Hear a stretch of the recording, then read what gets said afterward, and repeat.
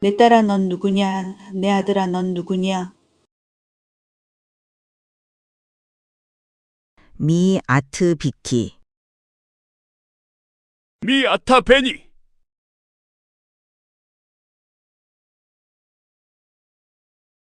룻기 3장 16절에서 나오미가 룻에게 물어보는 말과 창세기 27장 18절에서 이삭이 야곱에게 물어보는 말은 본문의 내용에서 중요하지 않게 지나가는 말과 같지만 이 두 구절의 내용은 암시하고 있는 것이 같은 아주 중요한 구절입니다.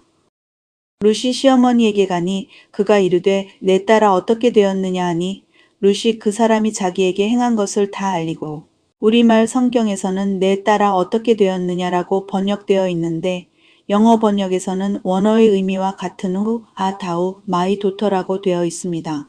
이 영어 번역은 히브리어 원어를 직역한 것인데 내 딸아 넌 누구냐는 것으로 이 구문은 어떤 것의 단서가 되는 내용이 담겨 있습니다. 우선 직역하면 이 말이 너무 이상한 어법이라는 것을 알게 됩니다. 내 딸인지 아는데 너는 누구냐라고 묻는 것이 실제 맞지 않다는 것입니다. 이 일이 있기 전에 룻기 2장 13절에서 룻의 예언적인 고백이 있습니다. 룻이 이르되 내 주여 내가 당신께 은혜를 입기를 원하나이다. 나는 당신의 하녀 중에 하나와도 같지 못하오나 당신이 이 하녀를 위로하시고 마음을 기쁘게 하는 말씀을 하셨나이다.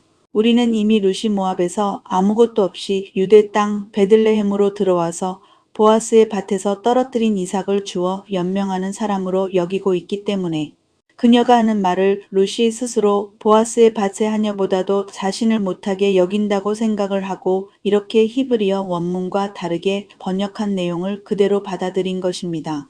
룻의 이 말은 보아스가 룻에게 이스라엘의 하나님의 날개 아래 온 것이 상받을 일이라고 한 그의 말에 대해 응한 말입니다. 베아노키로 에흐의 케아카트 시프코테이카. 이 말의 원어의 뜻은 나는 당신의 여종 중에 하나와 같지 않게 될 것입니다. 라는 의미로 나는 당신의 여종과 같은 존재가 아니게 될 것이라는 예언의 말입니다. 이스라엘에서는 남편을 주인이라는 뜻의 바알이라고 합니다. 룻은 자신이 보아스의 특별한 여종인 아내가 될 것을 예언하면서 그것이 보아스의 여종들과는 같지 않을 것임을 예언했습니다. 그리고 그렇게 되었습니다. 이것을 유대적으로 룻의 예언이라고 합니다. 이 고백 이후에 룻은 보아스의 식탁에서 다른 추수꾼들과 종들 사이에 앉아서 배불리 먹습니다.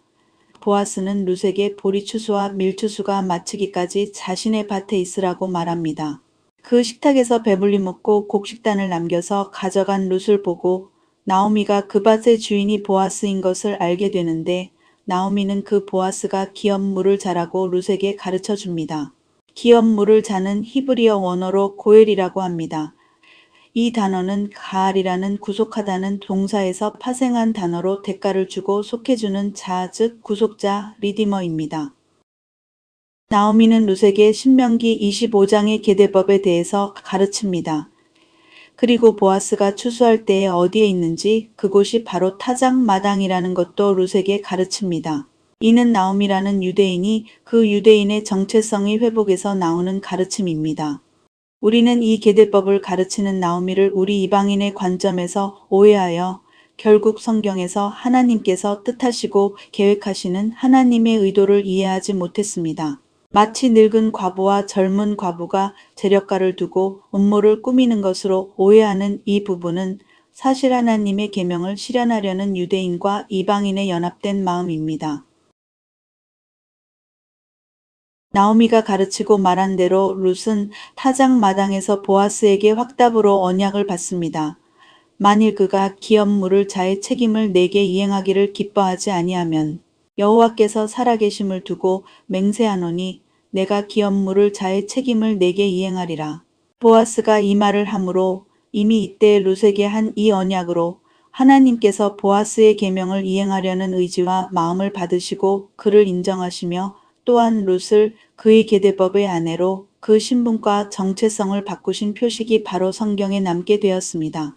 미아트 비티 내 딸아 너는 누구냐?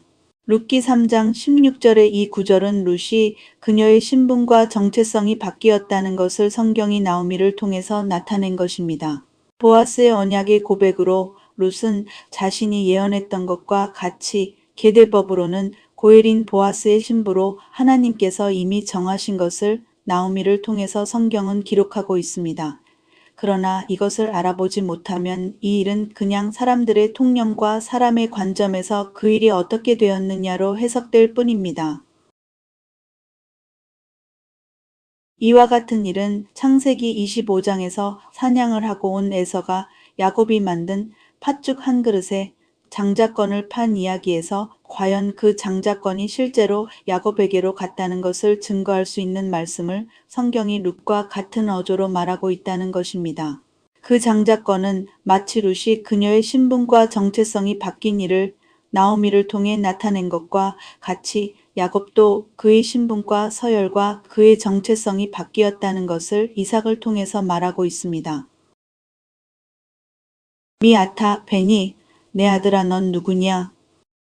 이삭은 자신에게 들어온 야곱이 에서라고 알았지만 실제로는 이전의 막내이며 둘째인 야곱을 맞은 것입니다. 그러나 그가 장자인 에서도 아니고 둘째였던 야곱이 아닌 다른 존재가 자신 앞에 있다는 것을 알았습니다.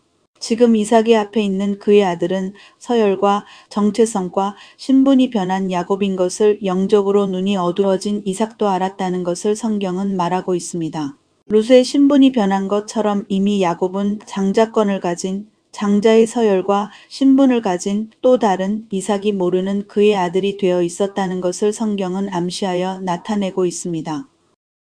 성경은 항상 단서를 남기고 하나님의 마음과 하나님의 의도를 좇는 사람들에게 말하고 있습니다.